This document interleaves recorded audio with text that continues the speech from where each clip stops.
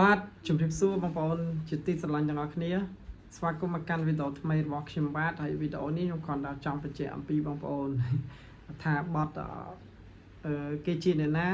គឺបានចេញឲ្យមេរៀនភាគទី1កាលមុនខ្ញុំចេញលើ YouTube ប៉ុន្តែខូចគេ report strict ឥឡូវហ្នឹង channel ខ្ញុំមានបញ្ហា strict 2ហើយខ្វះតែមួយទៀតគឺខូចហើយអញ្ចឹងខ្ញុំនឹងផុសជាផ្លូវការនៅក្នុង channel Telegram របស់ខ្ញុំអញ្ចឹងបងប្អូនcomplete នៅ thumbnail វីដេអូនេះខ្ញុំបានដាក់ថារៀនធ្វើបទគេជានរណាភាគ1អញ្ចឹងប៉ុន្តែពេលបងប្អូនចុចចូលមើលវីដេអូហ្នឹងគឺអត់មានមេរៀនហ្នឹងទេគឺខ្ញុំដាក់ link មេរៀនហ្នឹងនៅខាងក្រោម description បងប្អូនចូលទៅចុចនៅក្នុង description ទៅឃើញ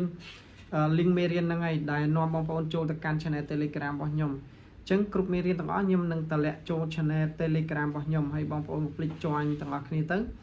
ព្រោះខ្ញុំផុស